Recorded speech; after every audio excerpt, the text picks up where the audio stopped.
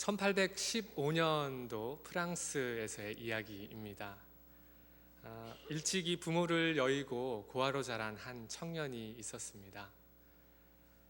이 청년이 살아왔던 세월은 그야말로 격동의 세월이었을 거라고 추측이 됩니다. 1789년 프랑스 혁명의 여파를 아마 그대로 겪어냈을 것이고, 또 어쩌면 그러한 난리통에 부모를 잃었을지도 모를 일입니다. 1804년에 나폴레옹이 정권을 쥐고 또 새롭게 또 안정되어 갈 때에도 또 잇따른 모스크바 원정의 실패로 다시금 또 정계가 혼란에 빠지고, 또 이렇게 정치적으로 사회적으로 혼란기였던 그러한 시대 배경 가운데 정말 아무런 기댈 곳 없이 자라온 이 한 청년의 삶이 얼마나 쉽지 않은, 평탄하지 않은 삶이었을까는 자명한 일일 것 같습니다. 더구나 이 청년에게는 부양해야 할 가족들이 8명이나 있었습니다. 과부가 된 누이가 1명 있었고, 또 그 누나에게 딸린 자식들이 7명이나 있었습니다. 어느 겨울날, 이제 하루 벌어서 하루 먹고 살아가는 그러한 인생인데, 어느 겨울날 일거리가 없어서 전전하다가 빵집 앞을 이렇게 지나가게 됩니다. 그 진열장에 가지런히 진열된 빵들을 보던 중에 집에서 굶고 있을 그 누나와 또 7명의 조카들의 얼굴이 스쳐 지나갑니다. 자신도 모르게 순간적으로 마음이 동해서 그 빵을 하나 집어들고 훔쳐서 도망을 가죠. 결국은 붙잡혀서 5년이라는 형량을 받습니다. 그런데 사실 들어가 있을 수만이 없는 것이 자기가 아니면 굶어 죽을 수밖에 없는 그 누나와 또 조카들이 생각나기 때문에 감옥에 들어가서도 4번이나 탈옥을 시도합니다. 번번이 잡혀서 결국 이 5년의 형량이 몇 년까지 늘어나게 되냐면 19년으로 늘어나게 됩니다. 겨우 19년이라는 형량을 살고 석방이 되었습니다. 그렇지만 그 청년의 손에, 이제는 이미 나이가 들었죠, 그 사람의 손에 들려있던 것은 형무소에서 노역으로 받은 몇 푼의 돈과 그리고 전과자임을 증명하는 그런 노란색의 통행증 하나가 전부였습니다.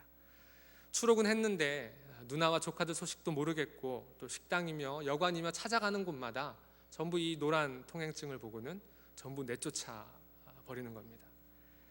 음식도 주지 않고 재워주지도 않았습니다. 그렇게 밤거리를 헤매다가 어느 성당 앞에 돌계단 위에 쓰러지듯이 주저앉아 있었습니다. 때마침 그 성당에서 나오던 한 부인이 그 모습을 보고 저기 건너편에 한 집으로 찾아가 보라고 이야기합니다. 겨우겨우 힘든 몸을 이끌고 그곳에 가죠. 그 집은 바로 이 성당을 맡아서 섬기던 한 신부의 집이었습니다. 그 신부에게 자신의 사정을, 이런저런 사정들을 간략히 이야기합니다. 19년 동안 감옥살이를 했고 또 이제 와서 풀려났는데 식당이고 여관이고 어디 갈 데가 없습니다. 제발 나에게 음식 좀, 그리고 또 잘 곳을 좀 마련해 주십시오라고 간청합니다. 그러자 이 신부가 평소에 귀한 손님을 맞이하던 그 관습 그대로 이 사람을 안으로 들이고 또 그 식탁을 차리고 은촛대 2개를 놓고 촛불을 켜고 또 그 주변에는 은접시를 놓고 또 정성껏 음식을 대접해 줍니다. 그리고는 또 그에게 잠자리도 제공을 해주죠. 정말 한참 만에 느끼는 그 따뜻한 온기 때문인지 금세 잠에 빠져들었습니다. 그런데 새벽 2시쯤 되었을까요? 시계 소리를 듣고 문득 잠이 깨게 됩니다.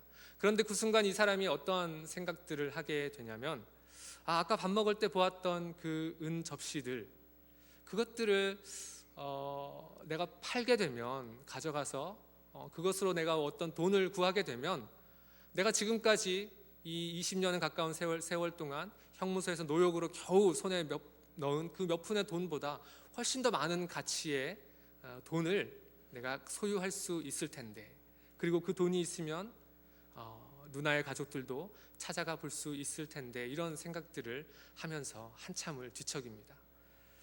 1시간 정도 지났을까요? 새벽 3시를 울리는 종소리를 듣고 벌떡 일어나서는 자신의 배낭에 그 벽난로 쪽으로 가서 모든 그 은접시들을 열심히 챙겨놓고 그 길로 나와서 담을 넘어 도망갑니다. 날이 밝았습니다. 경찰에게 잡혀서 이 신부 앞으로 다시 오게 되었죠. 그런데 그때 신부가 이 상황을 보고 기지를 발휘합니다. 그래서 이렇게 이야기합니다. 왜 은촛대는 가져가지 않았습니까? 내가 은 접시와 함께 줬지 않습니까? 마침 잘 되었습니다. 이렇게 말하면서 도로 들어가서 그 은촛대 2개를 가지고 와서는 내어줍니다. 그리고는 오히려 그 데리고 왔던 경찰들에게 이렇게 이야기합니다. 이 사람을 이렇게 데려와줘서 오히려 고맙습니다라고 이야기합니다. 그리고 그것 때문에 이 사람은 경찰들의 손에서 놓이게 되고 또다시 감옥으로 갈 뻔한 이 인생은 구원받게 되죠. 여러분 아마 이 이야기 다 아실 겁니다. 누구의 이야기죠? 네, 그렇습니다. 프랑스의 대문호 빅토르 위고가 쓴 레미제라블이라는 작품에 나오는 이야기입니다. 이 이야기의 주인공 장발장은 바로 그 신부의 도움 때문에 이전과는 전혀 다른 새로운 삶을 살아가게 됩니다. 그가 살아갔던 새로운 삶은 자신을 향해 베풀어 주었던 그 선한 사랑과 은혜에 대한 자연스러운 반응이었던 겁니다. 이 이야기는 하나님과 하나님의 백성, 성도들과의 그 관계에 우리가 접목시켜서 생각해 볼 수 있는 좋은 소재가 됩니다. 여러분 가끔 이런 질문을 스스로에게 던져보신 적이 계십니까? 내가 과연 예수를 잘 믿고 있는가? 어떻게 하는 것이 올바른 신앙 생활일까라고 하는 질문들이요. 우리는 종종 이 기독교 신앙이라는 것을요 이렇게 오해하고 있을 때가 있습니다. 내가 어떠한 행위를 통해서 하나님을 감동시켜서 내게 닥칠 수 있는 어떤 화를 막고 또 복을 얻어내고 이런 식의 신앙, 이런 식의 신앙을 가지고 있는 한 우리는 예수를 제대로 믿고 있다라고 결코 말할 수 없을 겁니다. 우리가 하는 어떤 일들을 통해서 그것이 하나님을 감동시켜서 그것 때문에 내가 하나님으로부터 무언가를 얻어내겠다는 식의 이러한 신앙의 노선을 수정하지 않고서는 우리는 결코 예수를 제대로 믿고 있다라고 이야기할 수 없다라는 사실입니다. 이런 면에서 오늘의 본문은 우리에게 중요한 신앙의 원리를 알려줍니다. 내가 하나님을 감동시키는 것이 아니고 하나님이 나를 감동시킨다는 것입니다. 내가 하나님을 감동시켜서 무언가를 얻어내고야 말겠다는 식의 그러한 신앙은요 우상을 섬기는 그러한 종교의 수준에 불과합니다. 여러분 다 이 이야기 아실 거예요. 열왕기상 19장에 나오는 이야기, 엘리야와 바알 아세라 선지자들의 대결 이야기 아시죠? 1대 850으로 붙었던 이들이 그들의 신에게 불을 내려달라고 하는 그 뜻을 관철시키기 위해서 이들이 어떤 일들을 합니까? 그들이 쌓은 제단 주위를 돌면서 어떻게 하는가 하면 말씀해 보면 이렇게 나와 있어요. 미친 듯이 뛰노는 그런 모습들이 그려져 있습니다. 말씀해 보니까 이에 그들이 큰 소리로 부르고 그들의 규례를 따라 피가 흐르기까지 칼과 창으로 그들의 몸을 상하게 하더라라고 기록되어 있습니다. 뭐죠? 우리가 당신에게 이렇게까지 하는데 이런 우리를 보시고 불을 좀 내려 주십시오라고 하는 그런 거죠. 아침부터 시작해서 정오가 지나고 저녁이 다 되어 가는데 아무 소리도 없고 응답하는 자나 돌아보는 자가 아무도 없더라고 성경이 기록하고 있습니다. 우상 수준의 종교는요 늘 내가 신을 감동시키려고 합니다. 그러나 성경이 말하는 참 신앙은 하나님이 우리를 감동시키는 겁니다. 우리가 하나님을 감동시키고 설득시켜서 하나님, 내가 하나님 앞에 참 복받을 만하지 않습니까? 라고 그러니 나를 화로부터 지켜주시고 나에게 이런저런 것들을 좀 주십시오, 복을 주십시오라고 하는 그런 과정이 아니라는 이야기입니다.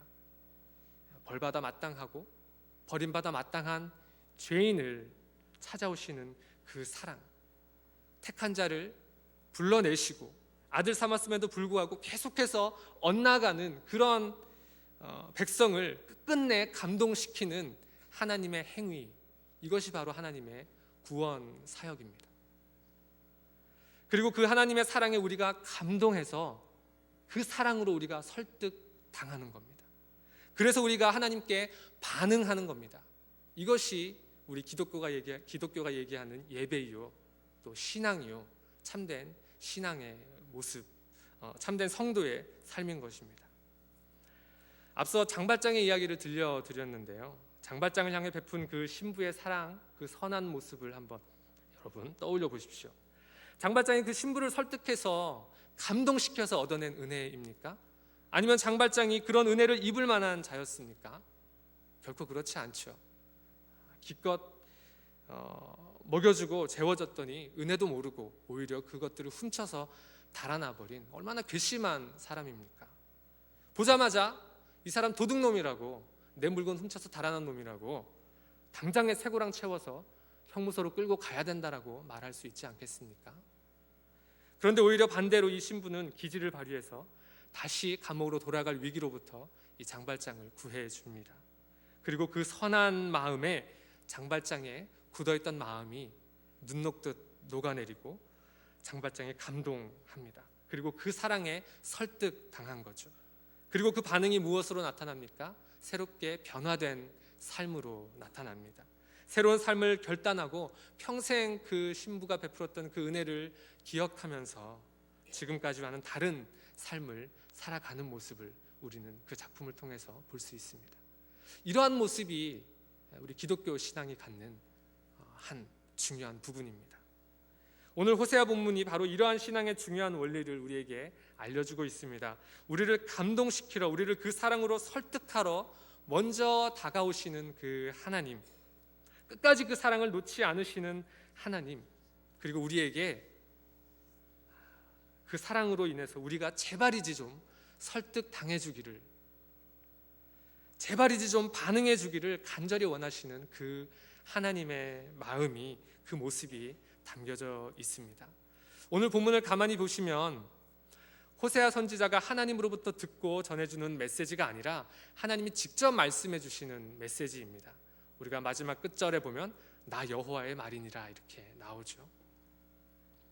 바로 앞절 10장 15절에 보면 너희의 큰 악으로 말미암아 베델이 이같이 너희에게 행하리니 이스라엘 왕이 새벽에 정령 망하리로다 하면서 하나님께서 호세아의 입을 통해서 이스라엘의 심판을 말씀하고 계십니다. 호세아 10장까지의 내용은요, 시종일관 이 호세아를 통한 경고의 메시지요, 심판의 메시지로 가득합니다. 그러다가 11장에 와서 하나님은 이스라엘의 회복을 말씀하고 계십니다. 그런데 이것을 말씀하시는 방식이 마치 하나님께서 그 옛날 그들을 처음 사랑하셨던 때를 회상하면서, 그때를 회상하면서 하는 어떤 독백과도 같은 그런 모습입니다. 그러나 조용한 독백이 아니라 절규하면서 외치는 그러한 독백같이 들려집니다. 내가 너희들을 이렇게 사랑하는데 내가 도저히 너희들을 이 영원한 심판 가운데 놓아둘 수가 없다라고 말씀하고 계신다는 거죠. 우리가 종종 성경을 읽다 보면 하나님은 굉장한 이야기꾼이다라고 하는 것을 종종 느끼게 됩니다. 오늘 본문이 그렇습니다. 1절부터 7절까지의 그리 길지 않은 이런 내용 안에 하나님이 이스라엘에게 어떻게 먼저 다가가셨는지, 어떻게 그들을 먼저 사랑해 주셨는지를 압축해서 우리에게 들려주고 계십니다. 이스라엘을 향한 하나님의 사랑이 어떻게 시작됩니까? 우리 1절 말씀을 함께 한번 읽어보겠습니다. 1절 말씀 함께 읽습니다.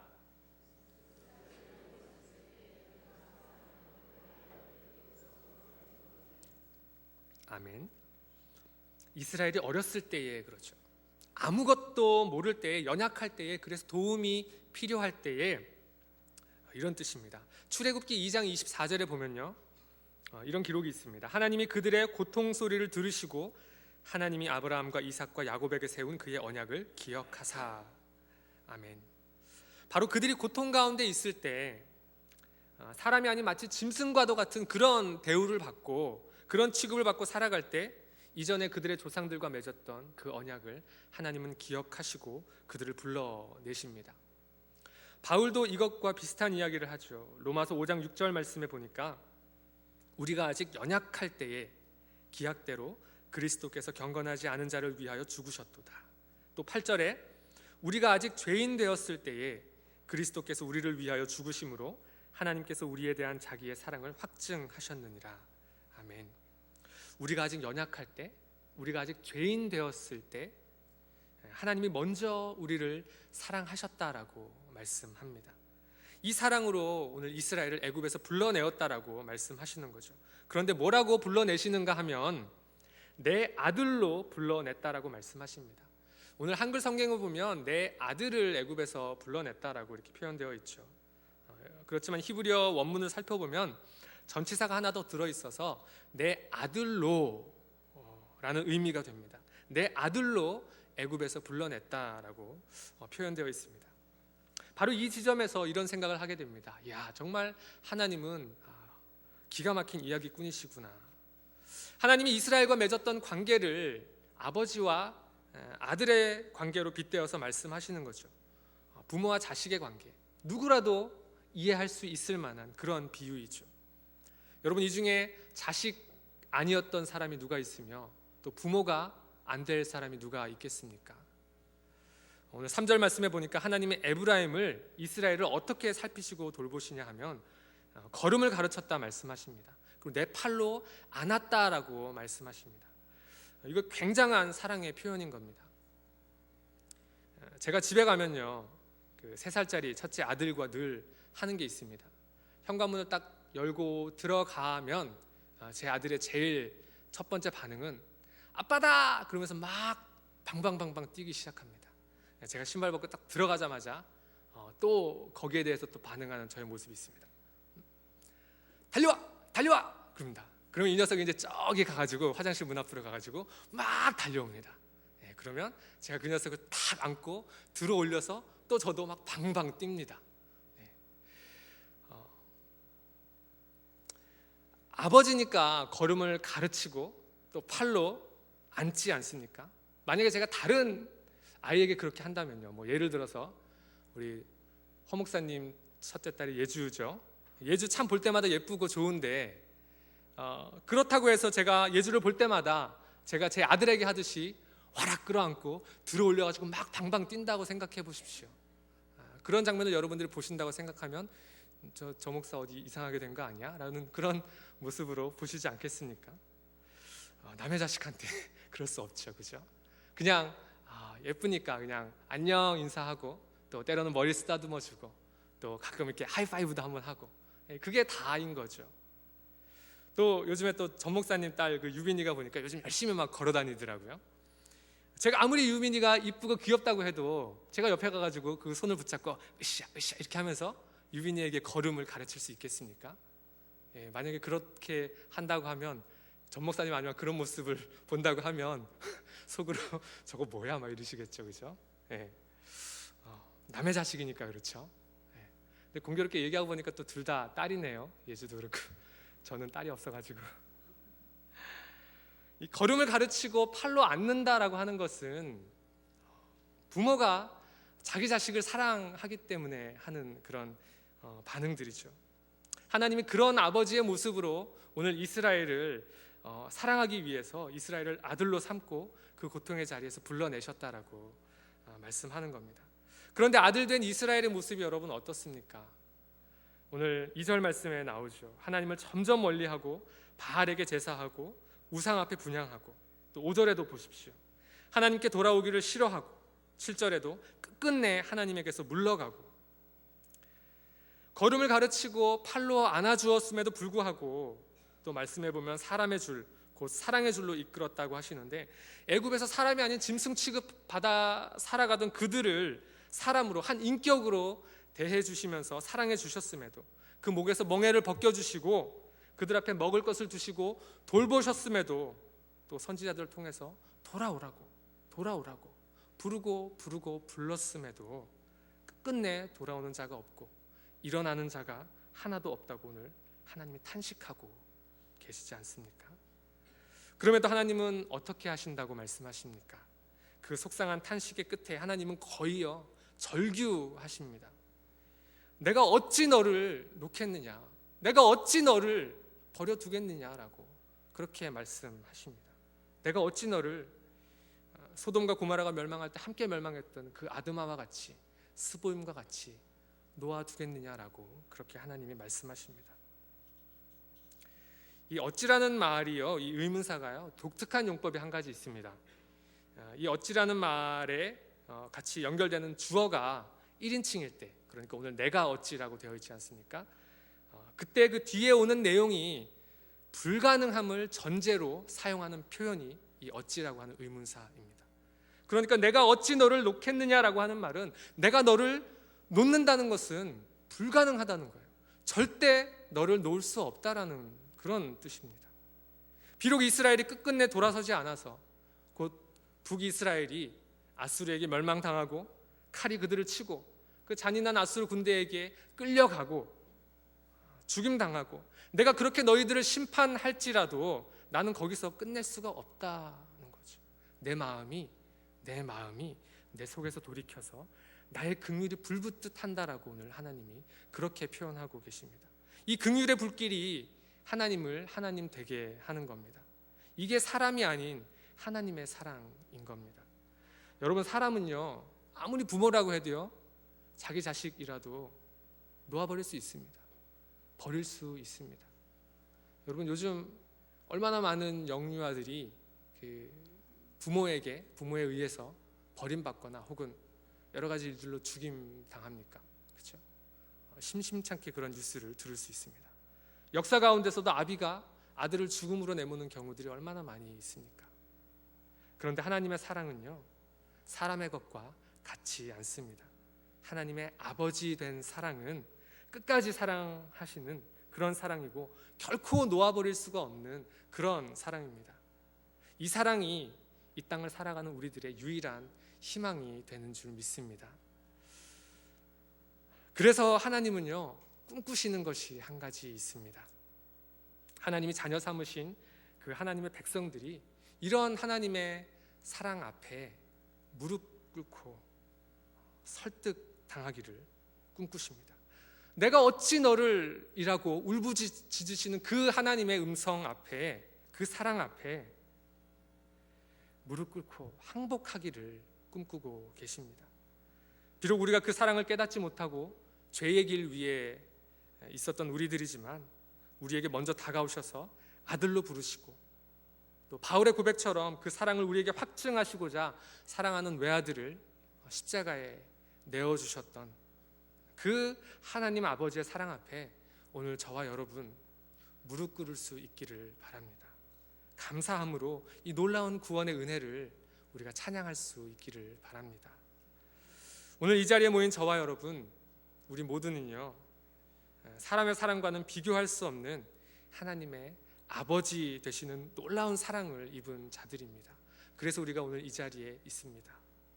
오늘 호세아 말씀을 통해서 우리에게 그것이 고백되어지신다면요 이제 우리는 그의 합당한 삶으로 하나님께 나아가야 될 겁니다.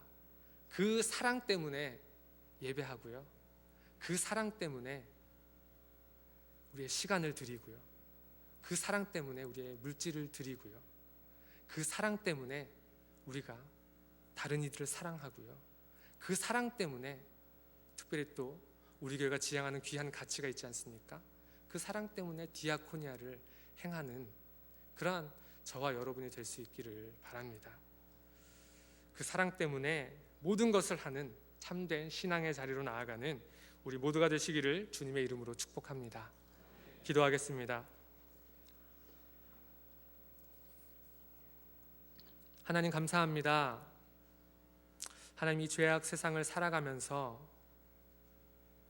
우리가 참된 신앙의 삶으로, 참된 그리스도인의 삶으로 이 세상을 변화시켜 나아가는 그러한 삶을 살아가야 하는데 때로는 우리들의 삶도 이스라엘 백성들처럼 그렇게 끝끝내 하나님께 돌아오지 아니하고 자꾸 멀리 돌아서만 가는 그러한 우리의 삶의 모습도 있음을 주님 고백합니다. 그러나 하나님, 우리가 오늘 이 시간도 이렇게 나와 예배할 수 있는 것은 우리가 하나님을 감동시키는 그 사랑 때문이 아니라 하나님이 우리를 먼저 사랑하시고 찾아와 주셔서 우리를 감동시키시고 우리를 설득하시고 우리를 무릎 꿇리시는 그 하나님의 사랑 때문임을 다시 한번 고백하며 감사드립니다. 하나님, 우리의 삶의 자리에서 늘 그 사랑을 잊지 않고 살아감으로 말미암아 그 사랑이 우리 삶의 유일한 희망이 되어서 정말 이 땅 가운데서 우리가 그 사랑을 붙잡고 그 사랑 때문에 우리에게 주어진 모든 일들을 행할 수 있는 그러한 하나님의 사람들 다 될 수 있도록 하나님 인도하여 주시옵소서. 감사드리며 예수님의 이름으로 기도합니다. 아멘. 하나님, 이 죄악 세상을 살아가면서 우리가 참된 신앙의 삶으로, 참된 그리스도인의 삶으로 이 세상을 변화시켜 나아가는 그러한 삶을 살아가야 하는데, 때로는 우리들의 삶도 이스라엘 백성들처럼 그렇게 끝끝내 하나님께 돌아오지 아니하고 자꾸 멀리 돌아서만 가는 그러한 우리의 삶의 모습도 있음을 주님 고백합니다.